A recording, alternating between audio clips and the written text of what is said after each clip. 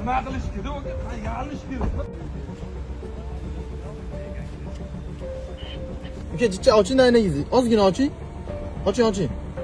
Ozgina oching. Birov majburlamaydi sizni. Oching. Uka, hozirman qarang. Unaqa jinnalik qilishingiz kerak yo'q, rost. Joriy yilning 14-mart kunidan 15-mart kuniga o'tar kechasi taxminan soat 02:30larda Toshkent shahrining Yashnobod tumani Ekopark qarshisiga xizmatga jalb etilgan xodimlar tomonidan davlat raqam belgisisiz harakatlanib kelayotgan Tracker rusumli transport vositasi to'xtatildi. Transport vositasi haydovchisi yo'l patrul xizmati inspektorining to'xtash ishorasiga bo'ysunmasdan noma'lum tomonga harakatlanib ketdi.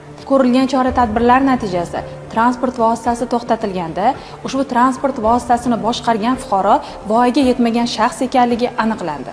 Holatga oydinlik kiritish hamda profilaktik tushuntirish ishlarini olib borish maqsadida mutasaddilar tomonidan voyaga yetmagan shaxslarning ota-onasi yo'l patrul xizmati brigadasiga chaqirtirildi. Ularning farzandlari tungi vaqtda transport vositasini boshqarishi boz ustiga xodimlarning qonuniy talabiga bo'ysunmasdan yashirinishga urinishi oqibatida ayanchli holatlar kelib chiqishi mumkin ekanligi tushuntirib o'tildi. Bu agar shunga o'sha qo'l urib sizdan ruxsatsiz kaliti mana shu yerda blokdan olib ketdimi?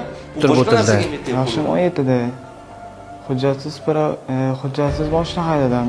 Tracker rusumli mashinani olib chiqib, o'rtalarim yoniga bordim. Nomeri billa yechib, mahallani aylandik, katta ko'chaga chiqdik. Katta ko'chaga chiqib, yayladan bezdakimet yayladani ko'rib qochdik yayladan.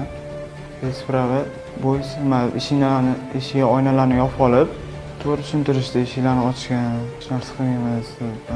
Hayajonda eshiklarni ochmadim. Qilgan ishimdan afsuslanaman.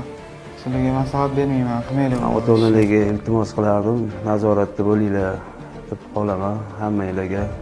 Xodimlardan ham uzr so'rayman. Bolalarimiz uchun. Chunki qarab biz o'zimiz sababchi bo'lib qolganmiz bularga. Nonga chiqib yo bo'lmasa borib chayib kelib mashinani tozalab kel degan maqsadda o'zimiz sababchi bo'lib qolganmiz shularga.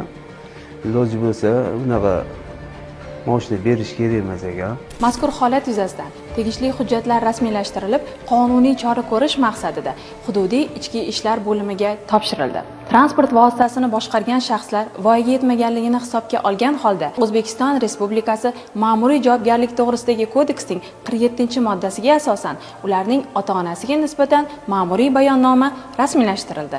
Transport vositasi esa vaqtinchalik saqlash uchun jarima maydonchasiga joylashtirildi.